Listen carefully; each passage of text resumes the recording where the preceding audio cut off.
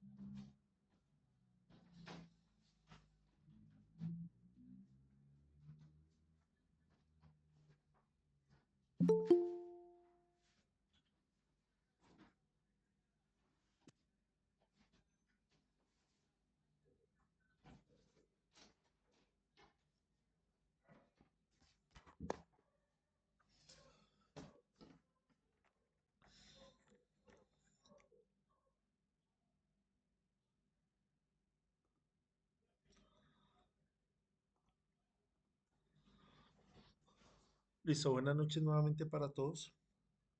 Espero que se encuentren Buenas bien. noches. Buenas noches.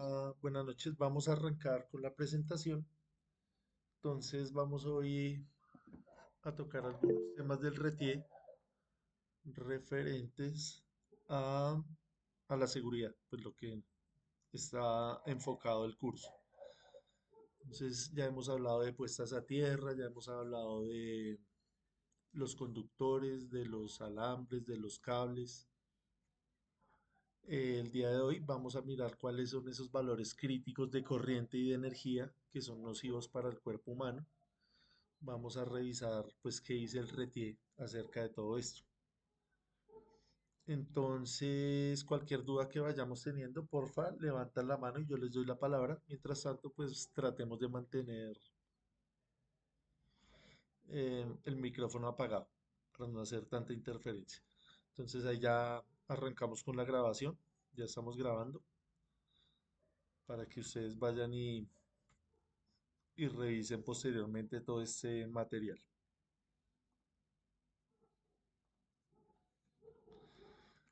Listo, entonces acá tenemos un breve resumen de lo que es el RETIE.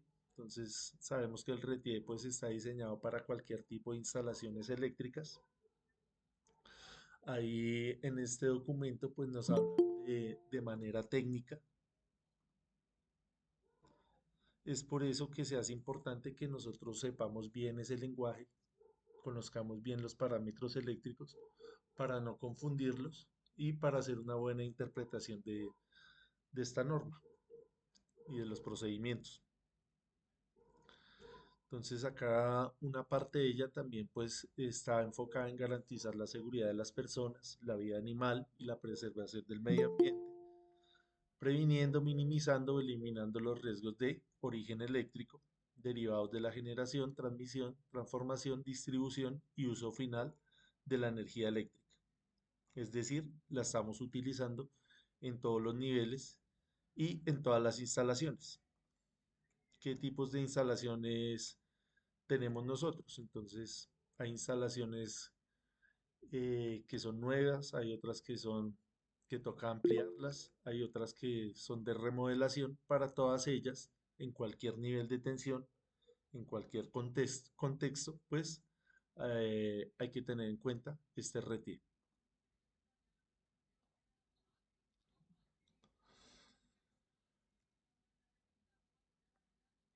Listo, entonces no solamente la parte de los parámetros, de la comprensión de los parámetros eléctricos es importante también tener en cuenta la simbología que se utiliza, no solamente pues en los planos, en las etiquetas, en las normas, sino también pues en otros contextos como en los simuladores, donde pues siempre van a aparecer esta simbología, que es pues una simbología universal. Se abre cualquier simulador, puede ser el MATLAB, puede ser el Proteus, puede ser el Multisim, el Tinkercad, va a encontrar estos elementos, lo mismo en las normas. Usted habla de una norma internacional, una norma, no sé, peruana, colombiana, europea, van a salir estos símbolos. Entonces es importante echarles una repasadita.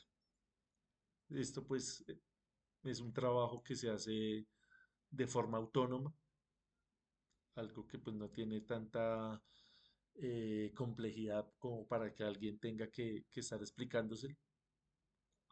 Usted nota acá que pues esto es el símbolo del interruptor, vea, todos estos son interruptores, entonces usted ya tiene acá uno como base y ya sabe que estos son interruptores, cada uno pues va a tener una característica especial, pero usted ya entiende que eso es un interruptor, lo mismo acá con las puestas a tierra, usted ya sabe que todo esto son puestas a tierra.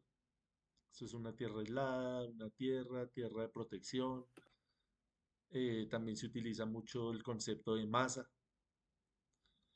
Acá con los tomacorrientes. También el que es de paso, el monofásico, el trifásico. Usted ya sabe que estos son em, interruptores, perdón, tomacorrientes.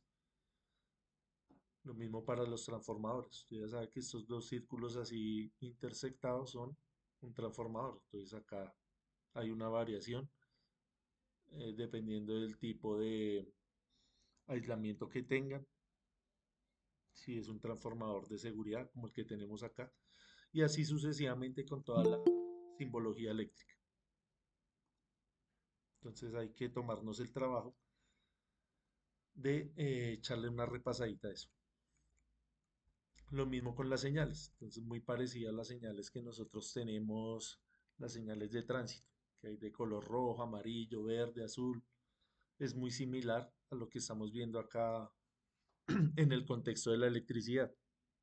Entonces, esta rojo nos indica que es de peligro, de parada o prohibición. Es de rojo y con un contraste blanco. Las amarillas vienen contrastadas con negro, son de riesgo, advertencia.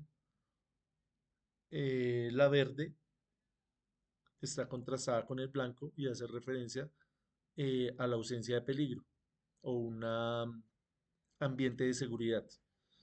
Y la azul es de obligación o de información.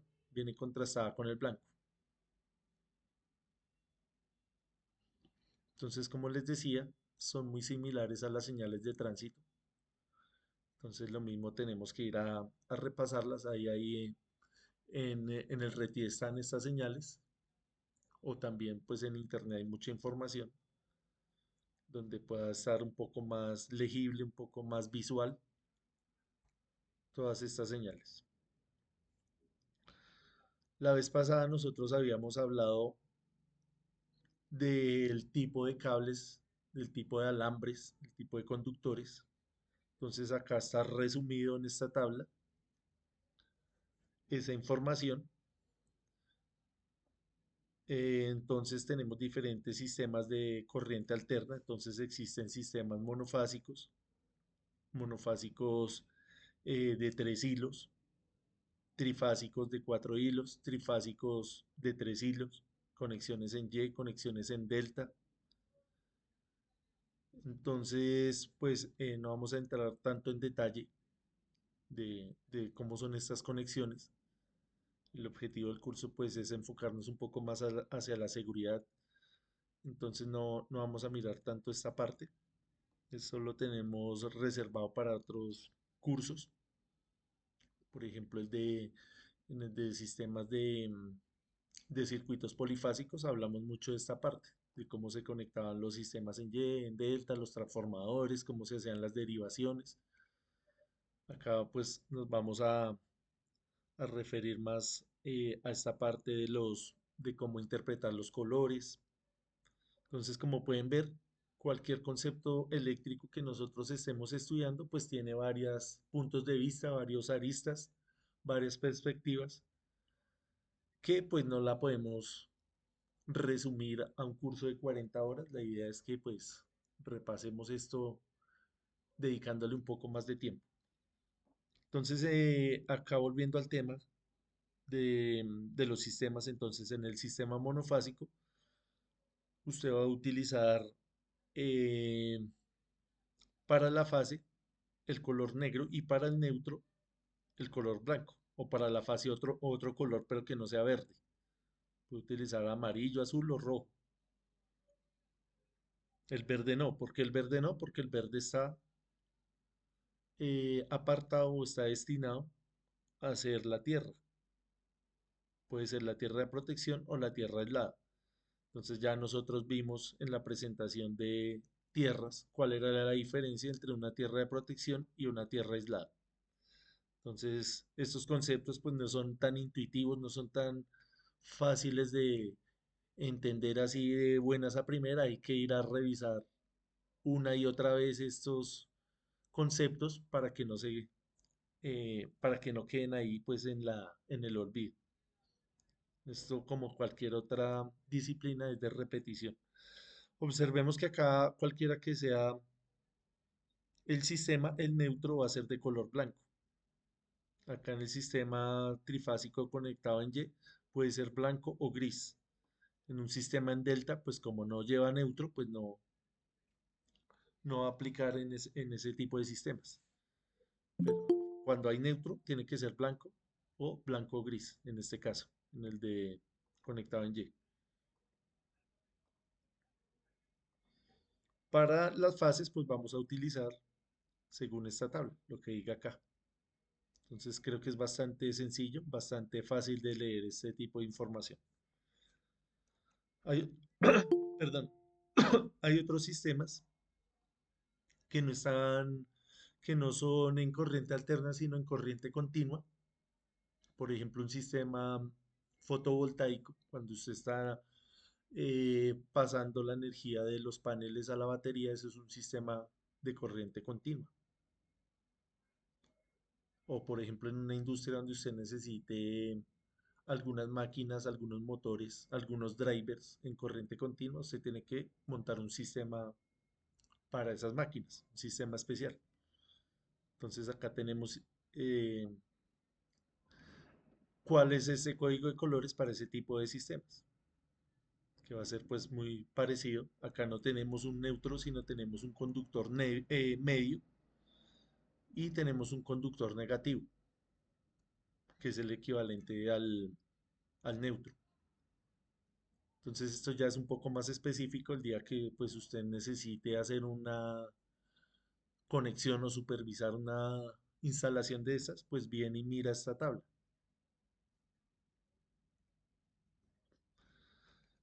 Vamos a mirar ahora esta sección del RETIE que nos habla de la electropatología.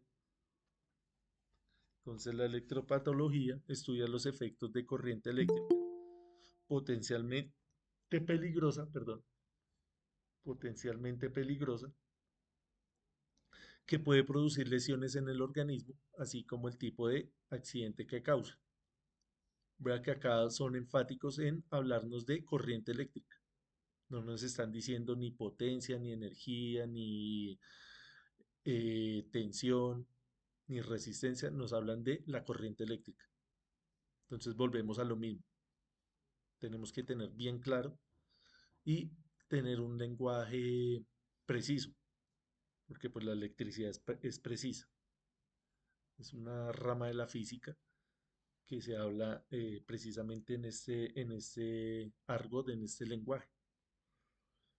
Las consecuencias del paso de la corriente por el cuerpo humano pueden ocasionar desde una simple molestia hasta la muerte. Sin embargo, debe tenerse en cuenta que en general la muerte no es súbita. Entonces el RETIE ha recopilado los siguientes conceptos básicos para que las personas tengan en cuenta. Listo, entonces acá tenemos un sistema, eh, tenemos la fase, tenemos el neutro, tenemos acá el suelo, que es la tierra, y tenemos pues una eventualidad, algo común, como lo que habíamos estudiado la vez pasada de los sistemas de puesta a tierra, del video que les presenté, donde había un mal contacto ahí con la lavadora, es algo así. Entonces la fase toca ya la carcasa, usted viene y toca la carcasa y a través de su cuerpo pues va a pasar una corriente eléctrica, ¿ve? ¿Qué es lo que pasa a través de su cuerpo? La corriente, ¿ve? Acá usted toca la tensión, es una tensión, pero es la corriente lo que va a pasar a través de su cuerpo. ¿De cuánto es la corriente que puede llegar a ser fatal para un ser humano? ¿Qué valor de corriente tienen ustedes ahí en su mente, en su información? De lo, no sé, las capacitaciones que hayan tenido o de lo que hayan estudiado anteriormente. ¿Cuál es ese valor de corriente fatal para un ser humano? 1.5 miliamperios, profe. 1.5 miliamperios, dice ahí el compañero Andrés. ¿Alguien da más? ¿Alguien da menos? Ese valor es importante que lo tengamos en mente. Hay cositas que sí toca aprendernos ahí, como tenerlas frescas, tenerlas presente todo el tiempo. ¿Alguien da otro valor? Ya miramos entonces.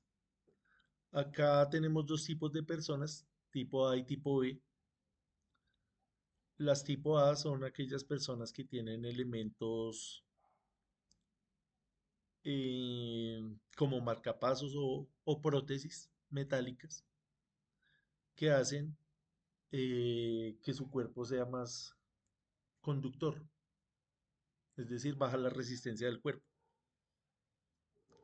Entonces va a pasar una corriente eléctrica y esa corriente eléctrica va a ser diferente si usted tiene o no tiene este tipo de elementos. Entonces estos elementos van a hacer que esa corriente sea más, fluya con mayor facilidad por su cuerpo, dicho de otra manera. Va a favorecer la conducción de esa corriente. Personas tipo B, pues son personas que no tienen este tipo de elementos, pero por su actividad, pues está expuesta a la electricidad, que pues prácticamente somos todos. Todo el mundo pues tiene la necesidad de ir a planchar la ropa, de utilizar la ducha, de utilizar la estufa, de utilizar el computador, el televisor. Esas son las personas tipo B. Listo, entonces vamos a mirar cuáles son esos efectos fisiológicos del paso de la corriente por el cuerpo humano. Entonces acá la corriente va a depender también del tiempo. No es lo mismo que usted esté expuesto a una corriente eléctrica un segundo o a que esté expuesto 2 segundos o 3 segundos o 500 milisegundos o 20 milisegundos. Entonces acá va a depender del tiempo. Acá esta tabla nos habla de energía, la energía específica. La energía nosotros en el contexto de la electricidad la medimos en joules o la medimos en vatios hora. Por ejemplo, cuando usted paga la factura de la energía eléctrica, usted está pagando vatios hora o kilovatios hora. Acá también otro tipo de medida de la energía es el joule o también las calorías. Cuando usted habla de calorías, está hablando de energía. Entonces acá nos dan unos valores de energía. Estos valores no son tan intuitivos, no son tan utilizados. Acá pues nos muestran las percepciones y las reacciones fisiológicas del cuerpo humano que van pues de menos a más. Acá la primera nos habla de sensaciones leves en dedos y tendones. Después nos hablan de rigidez. Acá ya es rigidez en codos y hombros, sensación en las piernas, rigidez muscular y dolor en brazos y piernas, rigidez muscular, dolor y ardor en brazos, hombros y piernas. Como les decía, estos valores no son tan intuitivos, no son tan utilizados en, en el día a día.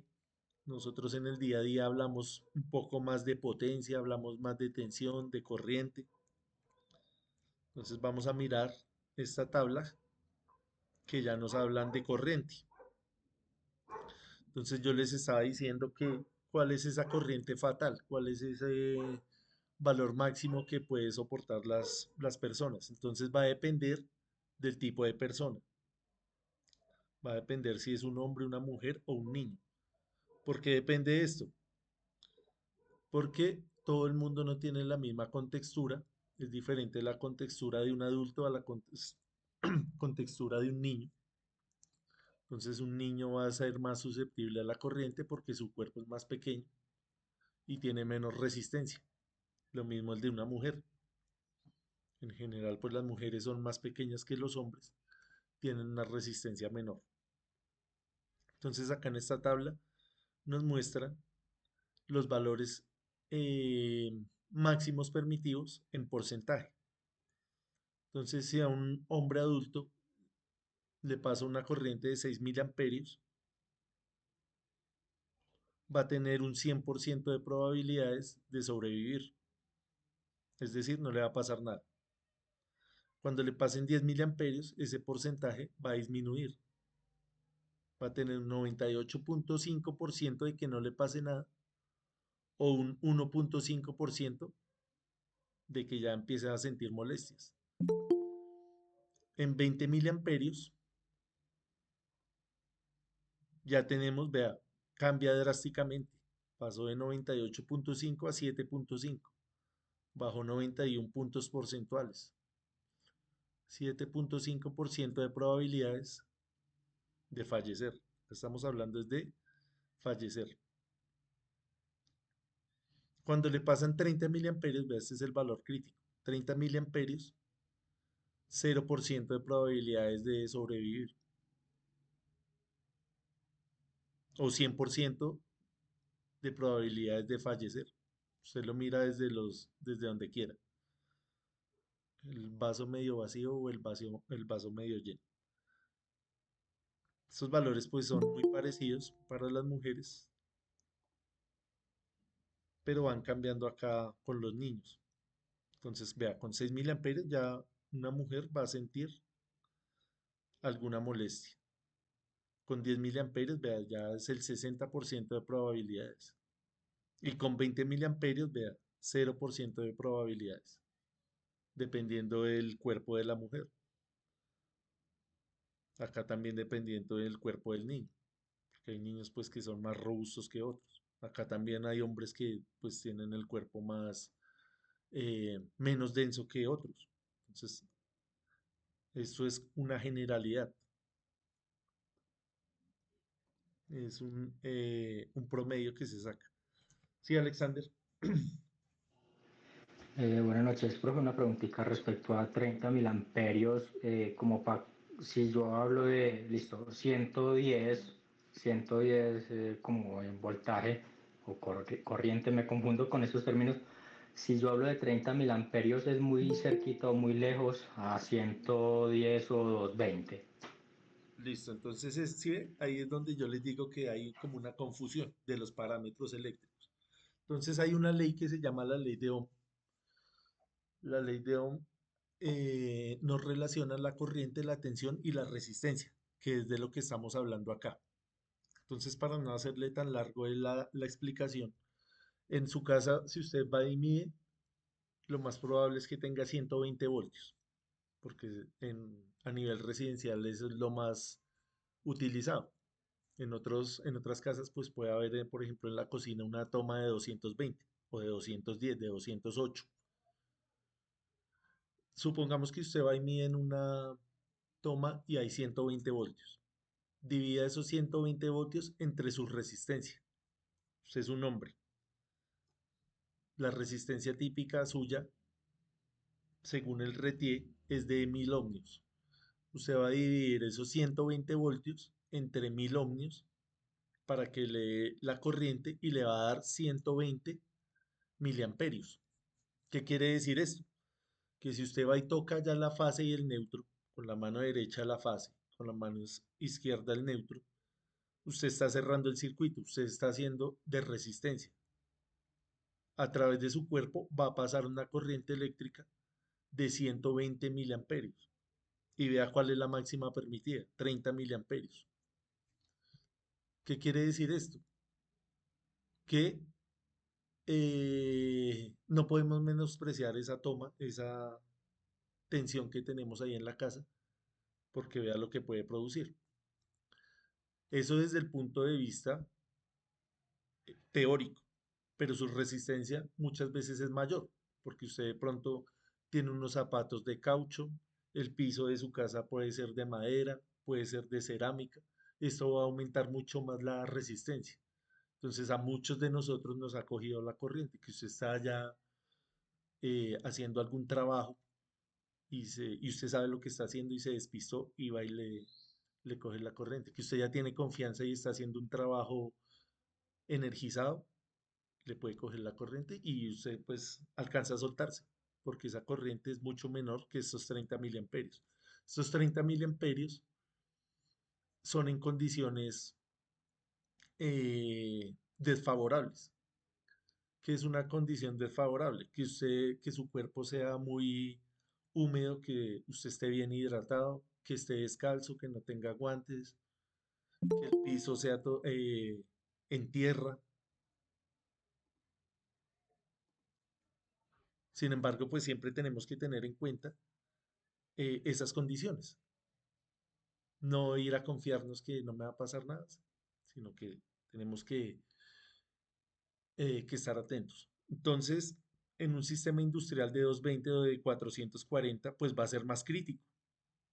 Si usted va y hace la misma maniobra, ya es más probable que le pase una corriente más grande.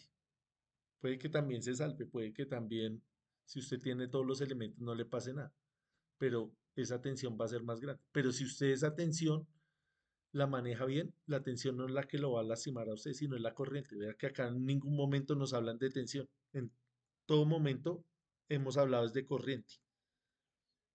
Entonces, importante que entendamos qué es la corriente eléctrica, qué es la tensión, qué es la potencia, qué es la energía, qué es la resistencia, qué es la impedancia, qué es la conductancia, qué es la capacitancia, todos estos elementos que se manejan en todos los contextos, pues hay que tener cuidado con ellos.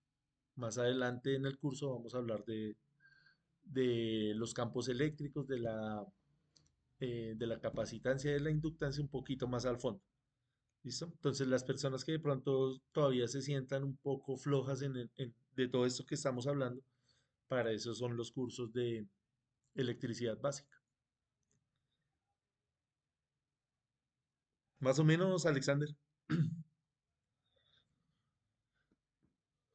¿Le quedó más o menos claro lo que le expliqué ahí? Sí, sí, perfecto, muchas gracias. Listo, con gusto. No sé si antes de seguir alguien tenga algún comentario adicional, alguna observación. Profesor, buenas Señor, noches. Voy buenas a noches. cambiar de dispositivo. Entonces voy a salir de este y voy a entrar al otro, ¿sí? Por Listo, favor. listo, Aristóbulo. Gracias. ¿Listo? ¿Alguien más relacionado con las diapositivas? Listo. Entonces continuemos. Entonces acá nos dicen también unos valores. Entonces nos dice que la superación de estos umbrales puede ocasionar la muerte o la pérdida de algún miembro o función del cuerpo. Entonces usted para reaccionar a soltarse cuando está ahí tocando algún conductor y le pasó corriente, esa corriente tiene que ser de 10 miliamperios. Si ya supera ese valor, es difícil que usted se pueda zafar. Y acá ya estamos pues hablando de rigidez muscular o riesgo de fibrilación. Entonces acá tenemos una gráfica que nos habla de la corriente medida en miliamperios y del tiempo medido en milisegundos. Entonces, ¿cómo interpretamos esta gráfica? Acá en la parte verde es una zona segura que no tenemos ninguna reacción. Estamos hablando de 0.1, 0.2, 0.3 miliamperios, una corriente muy pequeña que sin importar el tiempo que usted esté expuesto a esa corriente no le va a pasar nada. Acá en la zona 2 nos dice que tampoco hay ningún efecto fisiopatológico peligroso. O sea, puede haber una sensación, pero no va a ser peligroso. Estamos en el rango de los 0.3 hasta los 200 miliamperios, dependiendo el tiempo que usted vaya a estar sometido a esa corriente. Entonces no es lo mismo 10 milisegundos a un segundo, vea. Por eso les decía, para nosotros un segundo parece poco, para la electricidad es mucho. Todas estas protecciones que nosotros tenemos en la casa, los breakers, los disyuntores, los diferenciales, actúan en este rango de tiempo, milisegundos. Usted los programa dependiendo a su necesidad. Entonces, en un segundo usted ya puede quedar totalmente lesionado, o en milisegundos, vean, 10 milisegundos con una corriente de 1 amperio, usted no tiene chance de nada, vea. Eso es cómo se interpreta esta tabla.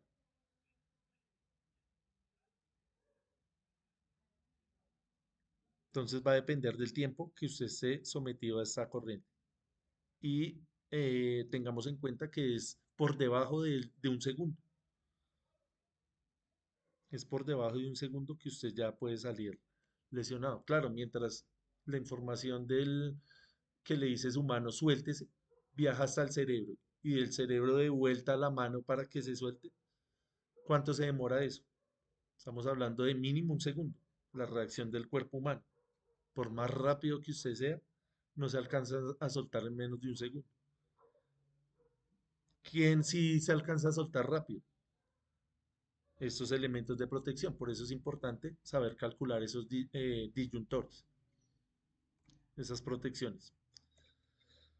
Listo, entonces acá eh, el cuerpo humano pues se comporta como una resistencia. Sabemos que el cuerpo humano pues es un elemento conductor. Sabemos que pues estamos constituidos en un 70-80% de agua. Sabemos que el agua conduce la electricidad cuando esa agua es mineralizada. Nosotros pues tenemos hierro, tenemos magnesio, tenemos potasio.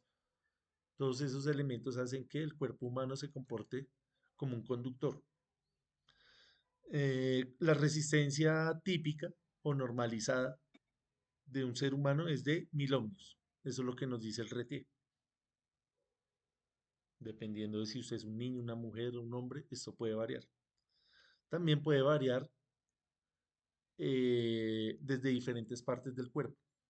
Entonces acá hay resistencia entre el pecho y la mano derecha. Nos dice que es de 650. Entonces entre el pecho y la mano derecha hay una resistencia. Entre el pecho y la mano izquierda hay otra resistencia que es mayor. Sabemos que los órganos acá pues no están distribuidos simétricamente, entonces esa resistencia puede cambiar. Lo mismo acá, desde la cabeza hasta los pies, desde la mano hasta los pies, acá hay unos valores dependiendo del tipo de ser, de ser humano que sea. Entonces para estos cálculos se hace un promedio más o menos de 1000 ohmios.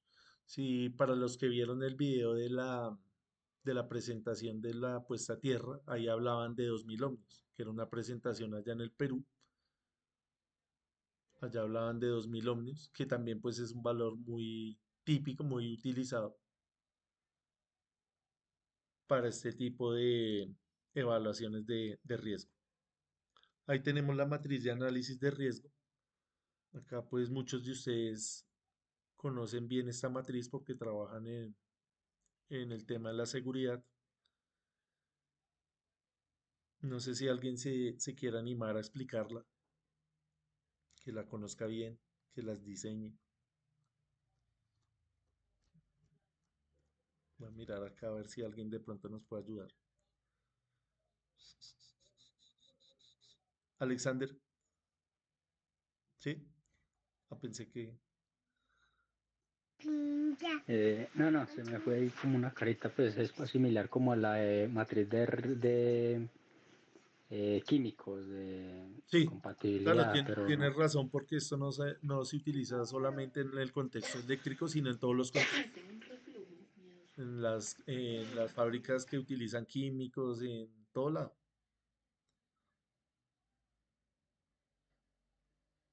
Voy a mirar acá, a ver si me acuerdo de alguien.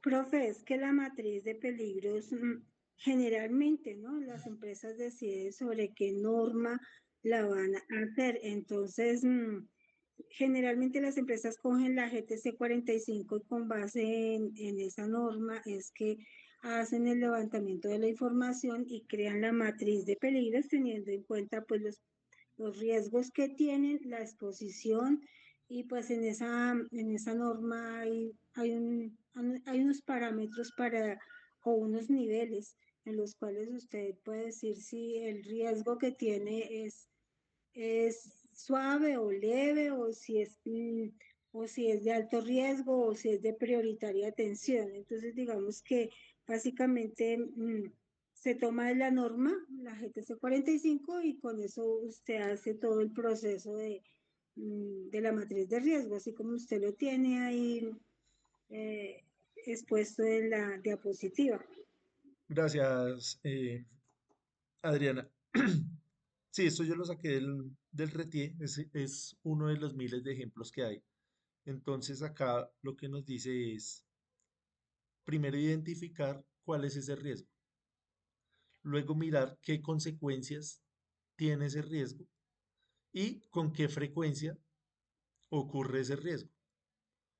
Entonces, si usted es una persona que está haciendo tableros, está haciendo montaje de tableros de control o tableros mixtos de potencia y de control, puede estar expuesto a un arco eléctrico, pero ese arco eléctrico es pequeño. Entonces usted va a tener ahí unos elementos, usted va a estar todo el día haciendo eso. eh, ya pues empíricamente, experimentalmente uno sabe que pues no va a pasar eso a mayores, esos pequeños chispazos, esos pequeños eventos. Si usted está, por el contrario, trabajando en media o alta tensión donde tiene que hacer la apertura del circuito, ese arco eléctrico pues ya va a ser considerable. Entonces usted va a mirar, claro, ese arco eléctrico ya va a tener acá unas consecuencias. Ya puedo salir quemado las manos, tengo que usar una careta especial porque eso va a irradiar a altas frecuencias, a frecuencias de ultravioleta. Entonces ya tengo que tener más precaución con eso. Entonces, yo sé que ese riesgo es bastante alto y es bastante frecuente, entonces yo tomo todas las medidas para evitar que esto me ocasione lesiones.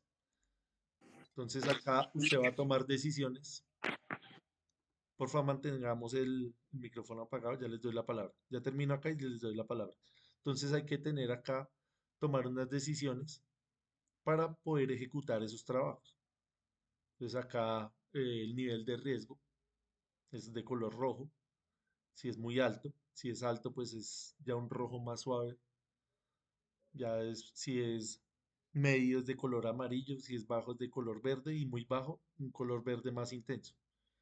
Entonces va cambiando las decisiones y va cambiando también la ejecución. Profe, ¿Quién toma estas decisiones? Es la pregunta. profe, Sí, Mariana. hay una cosa que sí, tienes razón. Dice que muy alto, alto, medio, bajo y muy bajo. Pero digamos en el de muy alto no solamente que es un riesgo muy alto, sino que digamos ahí es donde se mide también que la persona, o sea, la vida de la persona está, digámoslo así, en riesgo, ¿sí? Por eso se clasifica como muy alto, sabiendo que es un riesgo 5 y que en cualquier momento puede pasar un accidente fatal, prácticamente es un fatal. En alto, que sí se puede medir y se puede hacer algún control, pero muy permanentemente bajo mucha vigilancia. En medio es controlable, en bajo es mucho más controlable y muy bajo ya no se, digamos, no se toman tantos actos como para prevención, pero igualmente en lo que es eléctrico se debe tomar, así sea mínima, muchas prevenciones. Exactamente. Ujú. Lo que estábamos hablando de la comparación de los niveles de tensión van cambiando es el tipo de elementos de protección personal, también el tipo de herramientas. Sí, Pero los aislamientos. en todos los niveles de tensión, pues hay que utilizar los mismos elementos, que los guantes, las botas, el overol, las gafas. Lo que estamos acá de pronto profundizando es qué qué conlleva ese tipo de riesgo. Entonces no es lo mismo un arco pequeño a un arco grande. También hay ocasiones donde hay que hacer el trabajo sí o sí. Entonces ahí, ¿quién toma esa decisión? Decir, bueno, estamos en unas condiciones extremas, tenemos que hacer ese trabajo. ¿Quién va a firmar ese consentimiento? ¿Quién lo va a hacer? Si ella nos Generalmente, dice pues que, hay una persona, un supervisor, que debe tener la certificación para, pues la capacidad para hacer todo ese control, ¿no? Y él es el que autoriza el permiso, habiendo hecho antes de eso una inspección, una ATS y pues otra serie de documentos que cada empresa los puede tener dentro de su sistema de gestión y dentro de su análisis de tareas de alto riesgo. Entonces, digamos que básicamente es como eso, pero ya depende de qué tiene la empresa estructurada dentro de su proceso. sí, ahorita un compañero ahorita acá de la primera hora nos estaba comentando que pues él estaban haciendo un trabajo, hay trabajos que tienen que hacerse energizados y llegó pues una auditoría, una supervisión exigiéndoles pues las reglas de oro. Entonces todos quedaron como, o sea, es algo ilógico porque las reglas de oro No se, aplica, profe. no aplican en los trabajos energizados. Entonces había como ya una mala comunicación, ya había un mal procedimiento porque pues no estábamos hablando el lenguaje de apropiado de la electricidad. Por eso pues acá ustedes son duros acá en estas matrices, en el tema de los reglamentos, en los procedimientos. El aporte acá a través de este curso pues es más como en entender la electricidad, porque pues ustedes ya conocen lo otro, entonces la idea es que ustedes perfeccionen todo el tema de los parámetros eléctricos, de las herramientas que se utilizan y de las normas que aplican a los diferentes trabajos que se hacen. ¿Sí? Sí, profe, una pregunta como referente hacia a la parte de seguridad.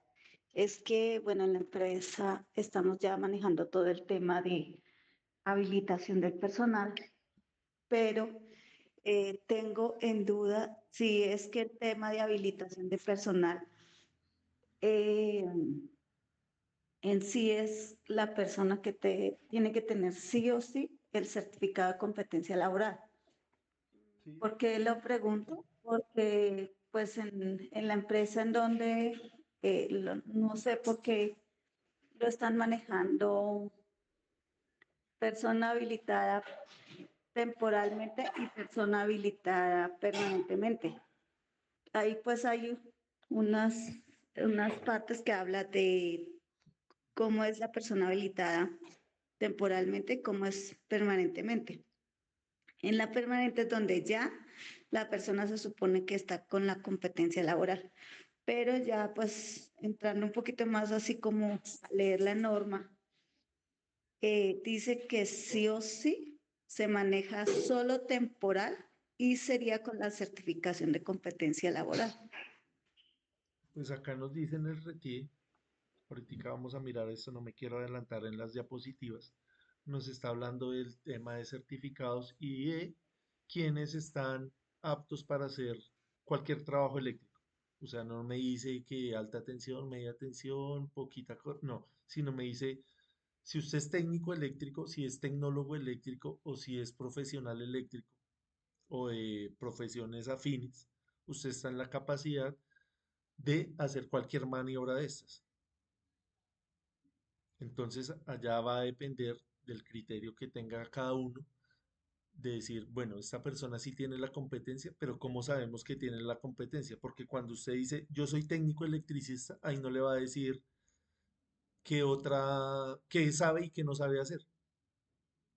Entonces ya sería una comunicación de decir, bueno, yo he trabajado en tal área, si usted, yo nunca me subí a ese poste, sin embargo tengo el certificado. Yo nunca he hecho ese trabajo allá montado en esa estructura. Sin embargo, me avala mi competencia académica que yo soy técnico electricista. Usted, legalmente usted se puede subir allá, entonces va a depender de la supervisión y del criterio que la empresa tenga para ver si hace o no hace ese trabajo. Ah, ok. Sí, porque ahí manejan, o sea, por ejemplo, ya leyendo en sí la norma dice que de acuerdo a la actividad que se vaya a ejecutar, que vaya a ejecutar la persona eh, competente, dice que debe tener como mínimo 2 años de experiencia, pero bajo supervisión, eh, bajo sí, supervisión, como una persona, me imagino yo que una persona que avale que sí puede ejecutar la Sí, claro. actividad. Digamos acá en estos cursos de 40 horas, digamos que alguien súper pilo la cogió en estas 40 horas, todas las normas hizo, pero no tiene la licencia para ir a decir, voy a hacer una instalación eléctrica. La puede hacer allá en su casa, pero ya si va a hacer algo a nivel industrial, a nivel profesional, ya no puede firmar un documento, no puede decir, esta instalación la hice yo, porque no tiene el certificado, no tiene el nivel de técnico. Si usted tiene el certificado de cualquier institución avalada por las normas, pues puede hacer esa instalación eléctrica o ese procedimiento.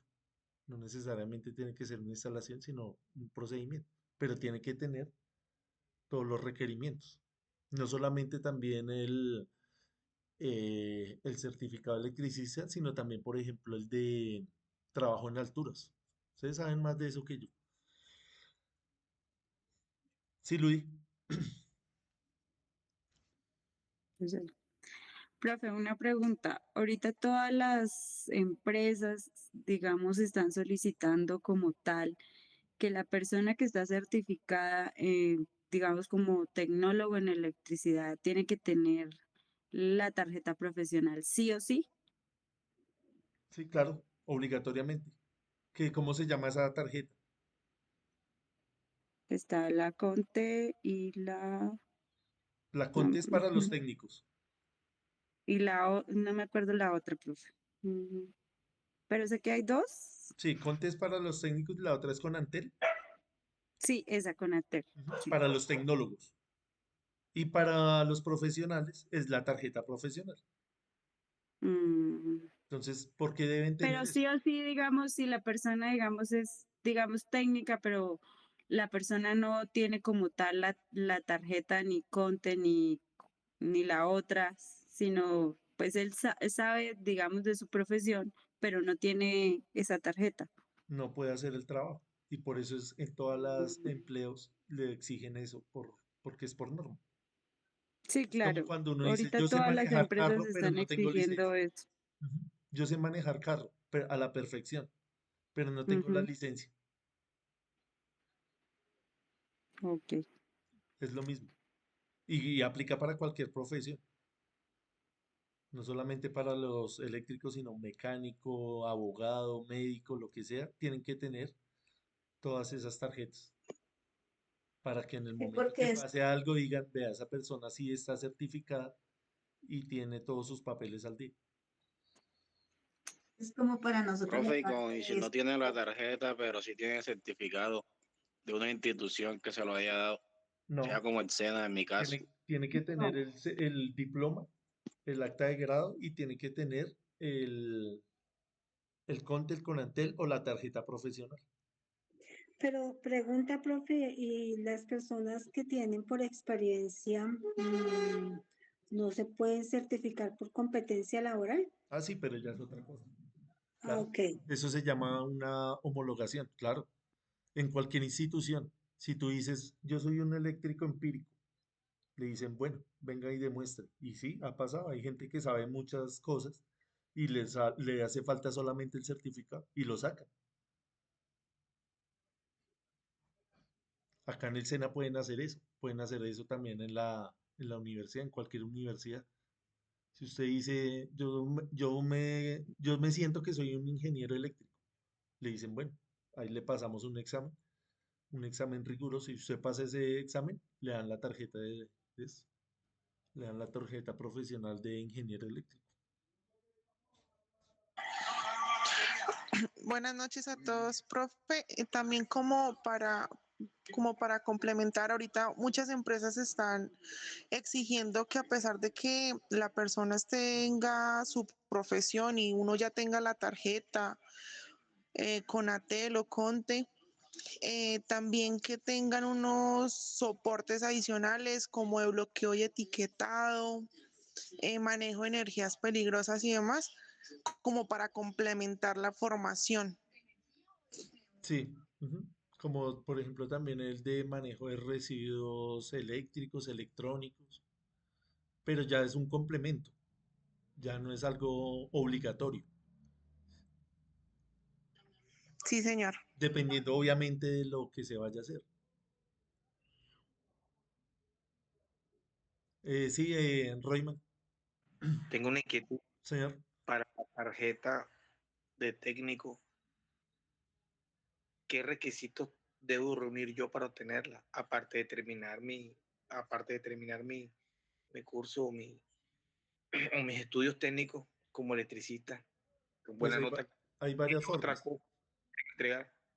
hay varias formas. Entonces, si usted quiere que le den el título o el certificado de técnico, usted va y pues hace el curso normal, que dura un año. Puede ser híbrido, puede ser presencial, puede ser virtual, como sea. El SENA le dice, listo, usted cumplió con todos los requerimientos, le vamos a dar el certificado de técnico. Luego usted va y saca la tarjeta Conte, le toca ir a pagar allá 600, 700.000 pesos, algo así. Y le dan el diploma, le dan la tarjeta profesional que es el Conte. La otra forma es que usted muestre habilidades y usted diga, listo, yo no voy a hacer el curso completo porque yo ya soy un electricista empírico, llevo 20 años trabajando como eléctrico, yo quiero que me den el título de técnico. Van y le hacen allá unas pruebas, un examen. Le hacen un examen teórico y le hacen un examen práctico y le dicen, sí, efectivamente usted es eléctrico, usted conoce a la perfección la electricidad, no necesita ir a hacer ese curso de un año y le dan el certificado. Lo mismo para tecnólogo. Se dice, no, yo soy de nivel tecnólogo, soy empírico, le hacen allá una prueba que cada vez pues va a ser más exigente hasta llegar pues a un nivel superior. Entonces, profesor Henry, simplemente con el certificado de técnico electricista del SENA, yo voy hasta allá y de una pago mis 700.000 pesos y ellos me entregan la tarjeta como técnico. Sí, señor. No sé si son 700.000 pesos. Ahí dije un valor un poco que yo creo que está obsoleto, que eso fue lo que pagué yo, pero eso creo que ha subido un poco más. Toca que averigüe cuánto vale eso. No sé si alguien nos confirma ahí que lo haya comprado recientemente.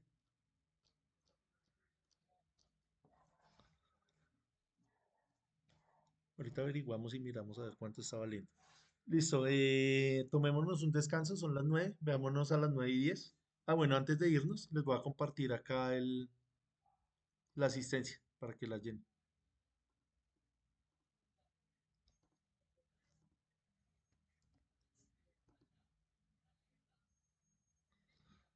Ahí les compartí para que empecemos a llenar ese formulario. Entonces, acá antes de que se nos apague esto, que ya quedan pocos minutos, les voy a compartir de una vez el link para reencontrarnos ahorita a las 9:10. Listo, entonces ahí está el de la asistencia y el de las 9:10. Entonces ya nos vemos.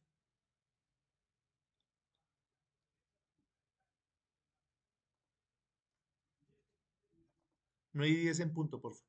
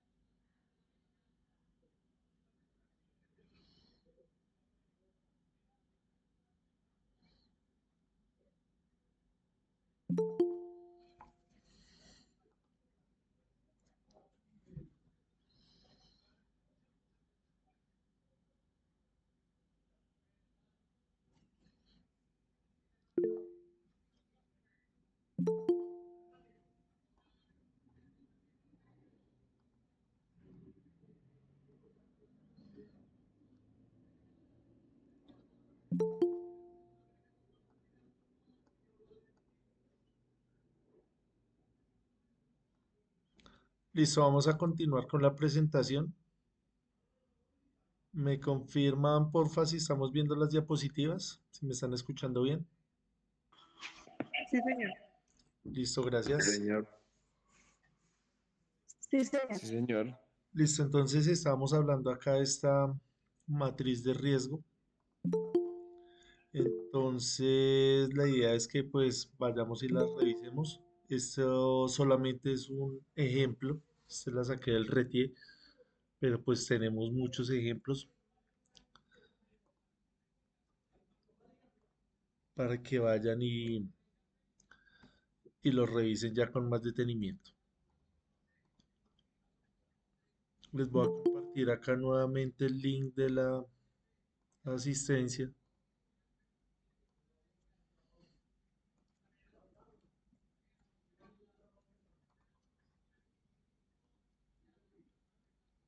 Para que no se les olvide llenarlo y tampoco ir a llenarlo dos veces.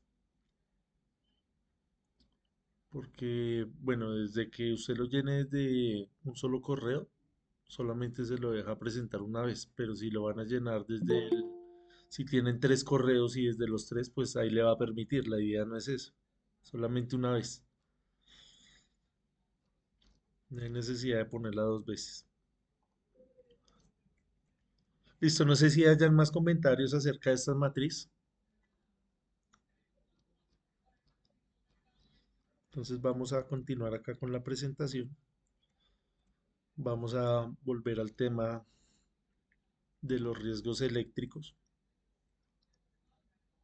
Entonces, como les decía, uno de ellos es el arco eléctrico. Entonces, el arco eléctrico sucede cuando se rompe la rigidez dieléctrica del aislante o del dieléctrico.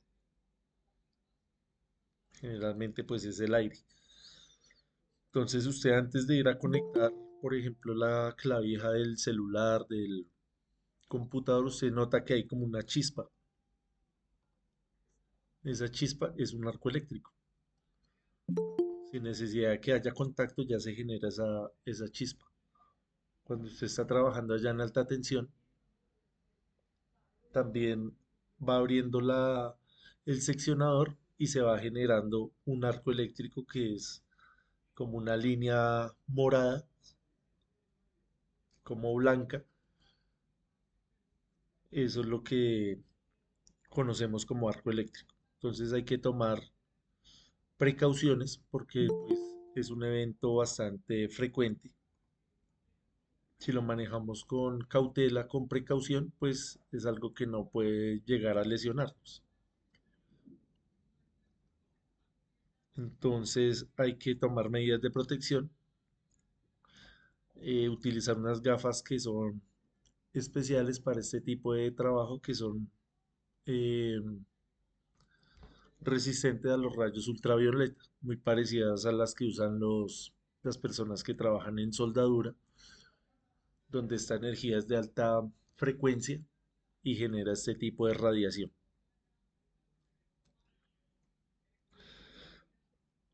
Otro factor de riesgo común es el de la ausencia de electricidad.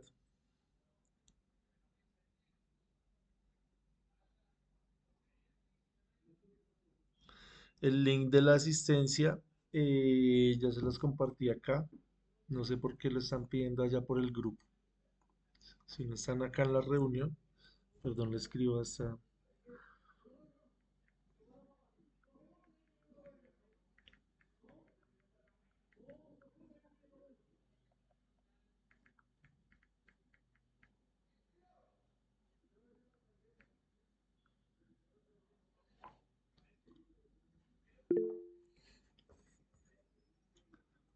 Sí, acá se los comparto las veces que sea, pero en el grupo no, porque pues no tiene sentido.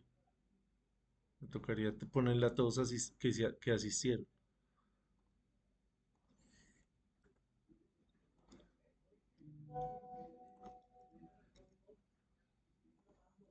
Listo, entonces el tema de la ausencia de electricidad, pues es algo lógico, algo que uno diría que para qué lo recalcan ahí. Por ejemplo, acá en un hospital donde ocurre un apagón o corte del servicio y si usted no dispone de un sistema de potencia ininterrumpido, pues ahí está infringiendo la norma. Además, este sistema pues tiene que ser automático. No tiene sentido que vayan a hacer eso manual, que mientras que vayan y conecten, pues cuánto se pueden demorar en eso. Y pues en cualquier lado, ¿no? Que se suspenda el fluido eléctrico y mientras vayan y hagan esa transferencia manual, pues ya cuántas cosas pueden pasar. Acá en la imagen pues estamos viendo lo crítico que es pues en un hospital donde estén haciendo algún procedimiento o un paciente esté conectado allá a unos aparatos, que son aparatos que pues tienen que funcionar constantemente las 24 horas del día, que donde quedes conectado así sea por 10 segundos pues ya va a ser crítico. Entonces por eso es que obligan que esta transferencia sea automática. Esto es pues uno de los miles de ejemplos. También en una industria donde usted esté manipulando materia prima costosa. No sé, que usted esté fabricando esmaltes y esa mezcla sea pues tenga un valor elevado y que en el momento que usted le está haciendo el procedimiento allá con un motor y se quede parado el motor, pues ya va a dañar la mezcla. ¿Qué le toca hacer con eso? Botarlo. Entonces son pérdidas. No solamente pérdidas humanas, sino también pérdidas materiales. Entonces por eso es importante las protecciones y eh, el tema de las transferencias. El contacto directo, pues es lo que más intuitivo para nosotros, que es ir a tocar algún elemento que esté energizado. Acá nos hablan de las posibles causas que hacen referencia a la negligencia de los técnicos o impericia de no técnicos, también de la violación de las distancias mínimas de seguridad. Entonces lo que habíamos hablado la vez pasada, que no es tanto la negligencia, sino es el tema de la confianza, que usted ya como conoce su trabajo, lo ha hecho muchas veces, entonces ya dice, no me voy a poner hoy acá el casco, no me voy a poner hoy el guante, o el guante está un poquito dañado, pero así puedo trabajar. Eso pues suele pasar mucho en la cotidianidad. También el tema de estar distraído o el tema del cansancio. Ya cuando se aproxima la hora de la salida, usted ya está pensando en otras cosas, ya tiene la mente dispersa, ya el cuerpo está cansado, la mente está cansada. En este lapso de tiempo ya que se acerca la hora de la salida es cuando pues ocurren em, la mayoría de los incidentes y accidentes laborales por ese tema.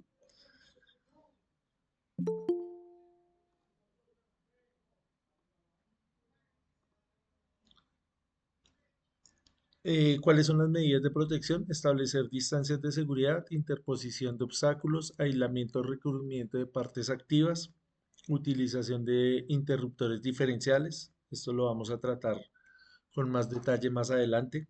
Más adelante me refiero en sesiones posteriores del curso.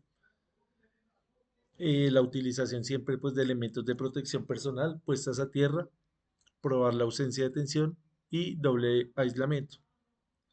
Acá pues no siempre se aplica esta parte de la ausencia de tensión porque en algunos trabajos específicos hay que trabajar con la línea energizada. El contacto indirecto, lo que habíamos hablado ayer de los eh, electrodomésticos, ayer no, sino la vez pasada, la clase pasada. Entonces, también hay que tener en cuenta que hay que hacer un mantenimiento siempre con la filosofía de la prevención para evitar este tipo de inconvenientes. Entonces hay que hacer la separación de los circuitos, no ir a ponerles el breaker a todo el sistema de la casa o de la industria, sino que tiene que estar bien diseñado, bien seccionado para no saturar el sistema y que no ocurran este tipo de eventualidades. Siempre tener las conexiones equipotenciales, sistemas de puesta a tierra, interruptores diferenciales, mantenimiento preventivo y también correctivo.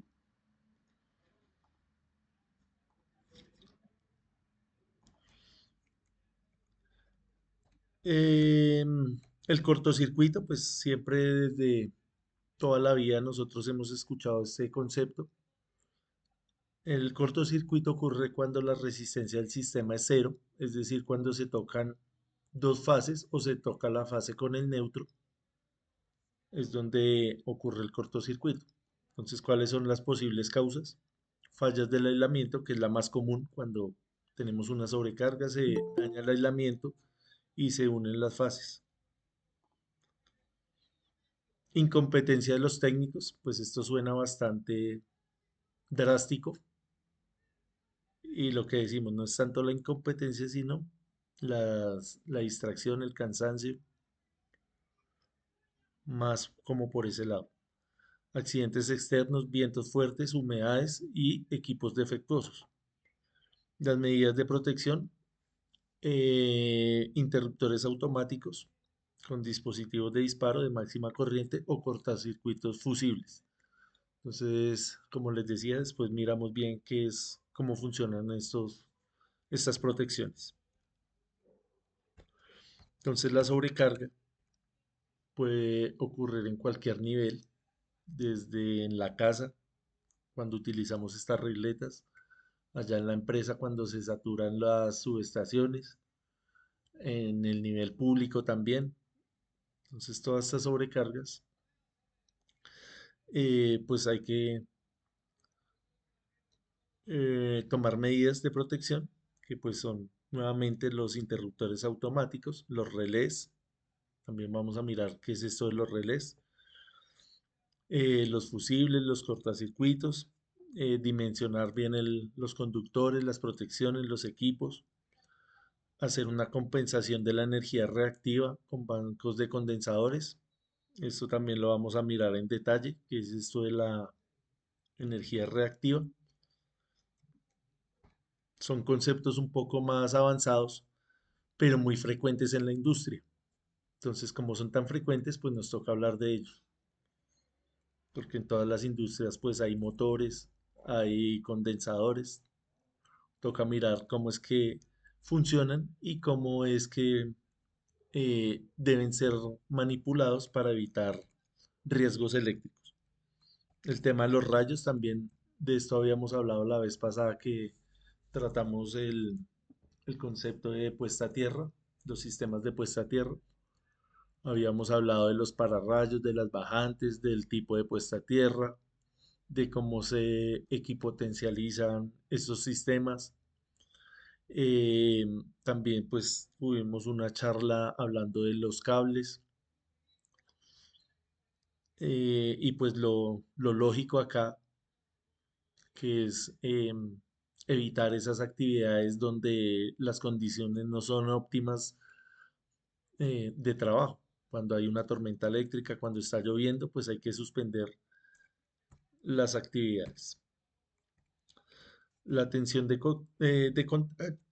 contacto, perdón, hace referencia a las fallas que pueden ocurrir acá en este tipo de estructuras cuando se daña el aislamiento, cuando un cable por accidente viene y toca una torre de estas y usted va y toca acá. Entonces estos elementos deben tener un buen sistema de puesta a tierra de baja resistencia. Hay que restringir los accesos también. Las zonas de servidumbre deben tener unas distancias donde no pueden pasar pues personas que no están calificadas y que no conocen este tipo de riesgo eléctrico. Acá vuelven y nombran el tema de la equipotencialización, que pues es bastante importante. Las tensiones de paso, que son causadas por rayos, fallas a tierra, fallas de aislamiento, violación de áreas restringidas, retardo en el despeje de la falla. Entonces cae acá la falla, que puede ser un rayo o puede ser una apertura de una línea. se distribuye toda la energía acá por la torre, se disipa por el suelo, genera acá una diferencia de potencial y cuando usted da el paso acá, pasa una corriente a través de su cuerpo. Medidas de protección, lo mismo de antes, puestas a tierra, restricción de accesos, alta resistividad del piso y equipotencializar. Acá lo que estábamos hablando. Las personas calificadas por la ley para hacer las instalaciones eléctricas únicamente son ingenieros electricistas, eléctricos, electromecánicos de redes y electrificación, tecnólogos, electricistas, eléctricos, electromecánicos o redes y electrificación y técnicos electricistas. Cualquiera de ellos pues puede hacer una instalación eléctrica siempre y cuando tenga todos los certificados que avalen su profesión. Entonces tiene que tener eh, el título de técnico para que le den el CONTI. Lo mismo para tecnólogo. Estaba mirando ahorita y el CONTI es para técnico y tecnólogo. El CONANTEL ya es como algo adicional. El precio está como en 710.000, 711.000, algo así. Y para los ingenieros, pues ya la tarjeta profesional, dependiendo de la profesión. Si es eléctrico, si es mecánico, va a tener su, su tarjeta profesional.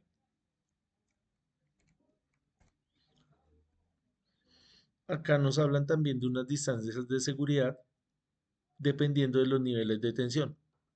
Esas líneas que pasan frecuentemente ahí por el frente de nuestras casas son de este nivel, de 13.800, de 13.200, de 11.400, dependiendo de la geografía.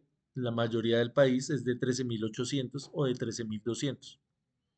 Acá en Bogotá es de 11.400, porque Bogotá geográficamente pues está a una altura superior de otras ciudades. Entonces, por el tema del aislamiento, el nivel de tensión debe ser menor. Entonces, acá nos dicen a qué distancia pueden pasar de la casa. Entonces, esta distancia vertical debe ser de mínimo 3.8 metros. Se debe cumplir con esa distancia. Esta distancia horizontal tiene que ser de 2.3 metros.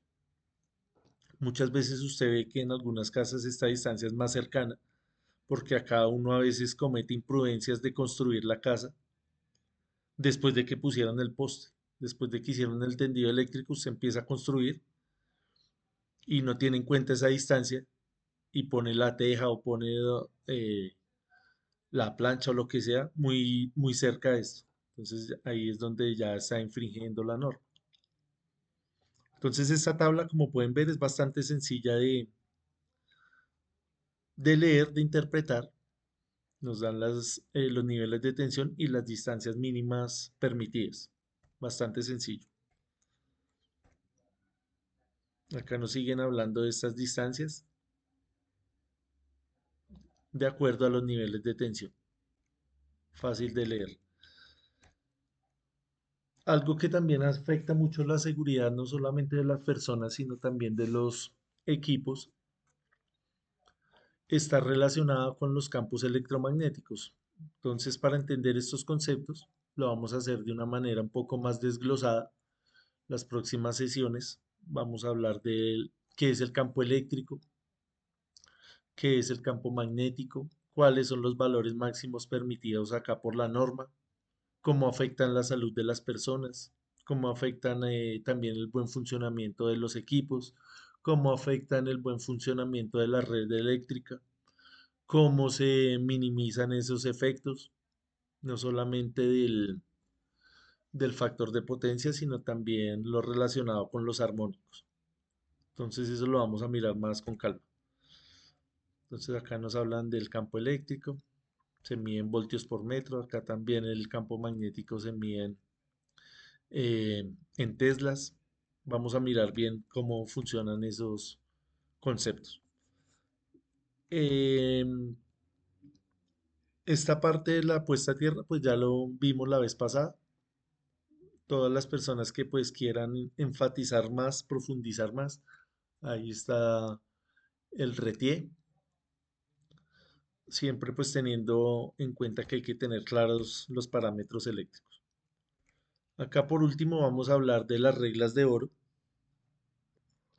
Muchos de ustedes yo creo que están familiarizados con estas reglas por el trabajo del día a día. Entonces vamos a revisar una por una. Son 5, entonces son muy sencillas de entender, de memorizar. Muchas veces uno se las memoriza sin entenderlas. La idea es pues tratar de entenderlas. Entonces acá la primera me dice que haga un corte efectivo de todas las fuentes de tensión. Entonces usted va a hacer un trabajo allá en su casa. Entonces tiene que ir a abrir los breakers para que pueda hacer el trabajo seguro. Luego tiene que poner un enclavamiento allá en ese tablero para que nadie venga y le suba la protección o cierre el circuito. Entonces usted va a hacer un trabajo ahí en el segundo piso. Fue al primer piso, abrió el sistema, pero se le olvidó hacer este segundo paso. Entonces viene alguien y dice, ¿qué pasó? ¿Por qué están esos breakers abajo? ¿Por qué se fue la luz? Como cotidianamente se dice. Van y abren, van y activan nuevamente el circuito y usted estaba ya trabajando. Entonces, ¿qué puede suceder? Lo que ya sabemos. Luego usted tiene que verificar la ausencia de tensión. Para verificar la ausencia de tensión, pues va a necesitar una herramienta, que es el multímetro. Tiene que saber manejar esa herramienta para no ir a dañarla y para hacer una buena lectura. Entonces esos multímetros tienen ahí un selector para medir resistencia, para medir tensión, para medir corriente, para medir circuitos electrónicos, capacitancia. Entonces si usted no sabe eh, hacer bien la selección, pues daña la herramienta. Entonces, importante también hacer un repaso de eso. Luego va a poner en cortocircuito y conectar a tierra esto de acá. Entonces, ya como está abierto, usted los une y luego eh, lo conecta a la carcasa o al cable verde, que es el de la tierra. ¿Por qué va a hacer eso? Para drenar toda la energía que puede estar almacenada en el sistema. Energía en forma de capacitancia o en forma de inductancia. Después les explico bien ese concepto. Y lo último nos dice que hay que señalizar la zona de trabajo. Entonces acá es bastante intuitivo estas reglas. Siempre pues hay que cumplirlas. Pero usted no puede confundir trabajar con el circuito apagado, con el circuito sin tensión, a cuando va a hacer un trabajo energizado. Entonces, estas reglas de oro únicamente aplican cuando el sistema está desenergizado. No tendría sentido ir a conectar, a poner en cortocircuito y conectar a tierra si el sistema está energizado. No tiene sentido esta parte también de abrir el sistema. Entonces, por eso es que hay que diferenciar de manera correcta qué tipo de trabajo vamos a hacer y qué tipo de trabajo vamos a supervisar. Entonces, lo que nos comentaba el compañero ahorita de las 6, que él estaba haciendo un trabajo, él estaba consciente de lo que estaba haciendo y vino una persona a supervisarlo y le exigió estas reglas de oro. O sea, le estaba exigiendo cosas sin sentido, ¿ve? Cosas ilógicas desde el punto de vista eléctrico. Entonces hay que saber entender cuándo aplican estas reglas. Entonces, sabemos que es cuando el trabajo es sin tensión. Listo. No sé si hay alguna pregunta, algún comentario adicional, algo que querramos agregar. Les voy a compartir por última vez acá el link de la asistencia por si alguien todavía ha tenido inconvenientes en llenar. Ok.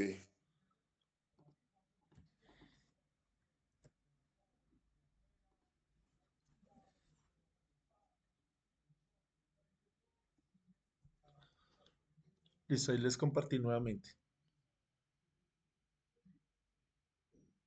Andrés nos dice que en las reglas de oro no tienen que decir también sobre EPP. No, solamente lo que dice ahí.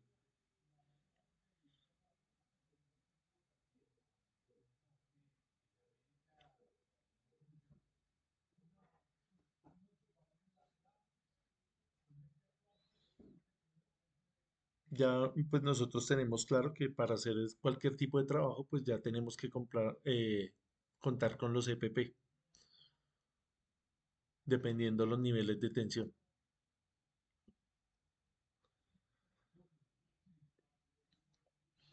Listo, la vez pasada, pues yo les compartí también un formulario. Ese formulario es con el objetivo de retroalimentar alguna duda o algo que no se haya entendido, que usted pues llene y queda con la duda de qué es o no es. Entonces, no sé si alguien haya tenido alguna dificultad llenando el formulario. Ese formulario estábamos hablando explícitamente de los cables y de las puestas a tierra, que fue lo que vimos la semana pasada. ¿Alguien tuvo algún inconveniente con eso o que no lo hayan llenado? Todavía está disponible, está ahí en el grupo, entonces para que vayan y lo miren, si alguien todavía no lo ha llenado. Listo, no sé si haya algo adicional que decir, alguna observación, alguna pregunta. Negativo, profe, negativo. Está muy claro y sobre todo ese tema de las reglas de oro que son bastante importantes al momento de hacer intervenciones en equipo. Sí, señor, hay que tenerla siempre ahí en cuenta. Listo, entonces yo les comparto ahorita o mañana temprano esta presentación, la grabación que hay en el canal de YouTube, por si alguien quiere ir a revisarla. Siempre la recomendación es buscar otras fuentes, filtrar bien la información, no quedarnos solamente con lo que hablamos acá, sino buscar nuevas fuentes. Wilson nos dice, cuando se hace aterrizar las líneas de un circuito se deben tener en cuenta si tienen doble alimentación en el circuito. He sabido de varios accidentes. Estos circuitos dobles se utilizan más que todo en niveles de media y alta tensión y en esos niveles em, los trabajos se hacen más energizados, con el circuito energizado. Pero si el circuito es doble, pues tiene que poner en cortocircuito las dos líneas.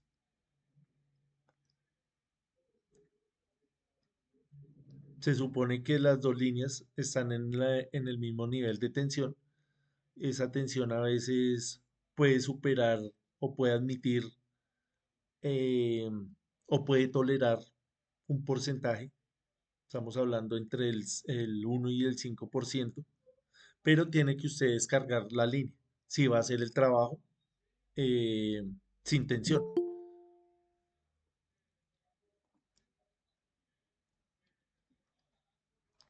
Porque a veces queda, esta parte no la hacen, el de poner en cortocircuito, y ya usted por el solo hecho de abrir acá no quiere decir que ya quedó desenergizado. Como el caso, por ejemplo, de las lavadoras, de los microondas, de las neveras. Usted llega y la desconecta y usted tiene que poner en puesta a tierra la, el microondas, la lavadora o la nevera, porque queda energizada. Después miramos por qué queda energizada. Lo mismo pasa en estos sistemas. Hay acumulación de energía en forma capacitiva o inductiva y hay que drenar toda esa energía remanente. Para eso es este cuarto paso. Listo, ya todos los que estamos acá firmaron la asistencia. Listo, creo que sí. Sí, Gracias profe. listo, gracias por la participación del día de hoy. Gracias por la asistencia. Sabemos pues que el horario está duro, es sacrificar sueño, pero bueno, lo importante es que tratemos de aprovechar el tiempo, que no sea ahí llenar por llenar, sino que tratemos de entender algo. Entonces nos vemos el jueves, quedo atento por el grupo si tienen alguna duda, algo relacionado acá con las diapositivas. Vale, gracias, Gracias, profe. Buenas Listo. noches. Gracias a ustedes, que descansen. Buenas Gracias, noches. Inge. Buenas noches. Buenas Muchas noches. gracias. Hasta luego. Listo, igualmente. Gracias. Muchas gracias, profesor. Que descansen.